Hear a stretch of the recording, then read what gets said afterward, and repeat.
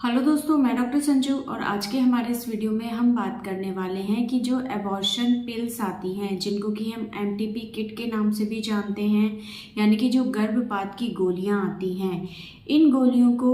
आप कितने महीने की प्रेगनेंसी में इस्तेमाल कर सकते हैं। यानी कि अगर आप प्रेग्नेंट हुए हैं और आप नहीं चाहते हैं प्रेगनेंसी को रखना, आप इसे अबॉर्ट करना चाहते हैं, गिराना चाहते हैं, तो इन दवाइयों को आप कितने महीने की प्रेगनेंसी में गर्भपात के लिए इस्तेमाल कर सकते हैं, उसी के बारे में आज के हमारे इस वीडियो में हम बात करने वाले हैं। तो सबसे पहले जानते हैं कि जो प्रेगनेंसी है उसकी ड्यूरेशन, यानी कि वो कितने हफ्तों की है, कितने महीनों की है, इसका हम कैसे पता लगाते हैं, कब से हम इस चीज़ को कैलकुलेट करना शुरू करते हैं। तो देखिए, जिस दिन आपका लास्ट पीरियड आया था उस दिन को हम पहला दिन मान के चलते हैं, और उस दिन से आप जब काउंट करते हैं तो पता चल जाता है कि आपकी जो प्रेगनेंसी है वो कितने दिन की है। जब आपकी ड्यू डेट क्रॉस होती है उस टाइम तक ऑलरेडी आपको 1 महीने की प्रेगनेंसी ठहर चुकी होती है। यानी कि अगर आपको जैसे आज पीरियड आना था लेकिन आज पीरियड आपको नहीं आया है,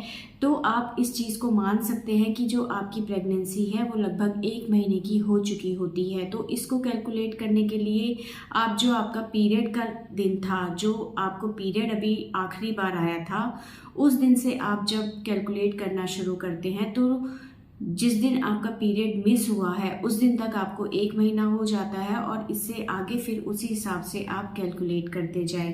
तो ये जो मेडिसिन होती हैं, जो गर्भपात की गोलियां होती हैं, ये 2 महीने तक की प्रेगनेंसी को अबॉर्ट करने के लिए इस्तेमाल की जाती है। अगर आपकी जो प्रेगनेंसी है वो 2 महीने की ज़्यादा है तो 2 महीने से ज़्यादा की प्रेगनेंसी में इसकी इफ़ेक्टिवनेस कम हो जाती है, ये इतनी ज़्यादा इफ़ेक्टिव नहीं रहती है। इस मेडिसिन को आप सिर्फ 1.5 से 2 महीने की प्रेगनेंसी को गिराने के लिए ही इस्तेमाल कर सकते हैं। इससे ज़्यादा दिन की अगर आपकी प्रेगनेंसी है तो इसके लिए दूसरे तरीक़ों से आप अपना अबॉर्शन करवा सकती हैं, जिसमें कि कुछ सर्जिकल प्रोसेस होते हैं जैसे DNC, उसके थ्रू आपका अबॉर्शन कराया जाता है। तो सबसे पहले तो आपको ये कैलकुलेट करना है कि आपकी प्रेगनेंसी कितने दिन की है, और अगर आपकी प्रेगनेंसी 2 महीने तक की है तो ही आप इन दवाइयों को इस्तेमाल करें, और अगर इससे ज़्यादा दिन की आपकी प्रेगनेंसी है तो ऐसे में आपको इन दवाइयों को नहीं लेना है, और इन दवाइयों को आप डॉक्टर की सलाह के ही लें, बिना डॉक्टर की एडवाइस के आपको इन दवाइयों को नहीं लेना है।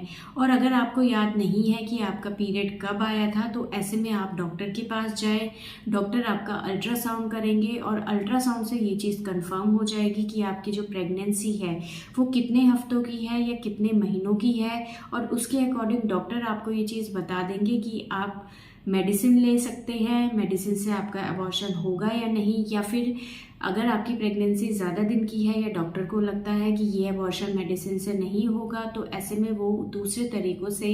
आपको अबॉर्शन करवाने की सलाह देंगे, और उनकी सलाह के अकॉर्डिंग फिर आप जो भी वो आपको तरीका बताएं उस चीज़ से आप अपना अबॉर्शन करवा सकती हैं। लेकिन इन दवाइयों को सिर्फ 2 महीने तक की प्रेगनेंसी के लिए ही इस्तेमाल किया जाता है, और इस चीज़ की भी गारंटी नहीं है कि अगर आपकी प्रेगनेंसी 2 महीने की है तो इन मेडिसिन को लेने से आपका अबॉर्शन कंप्लीट हो ही जाएगा। बहुत से केसेस ऐसे भी होते हैं जो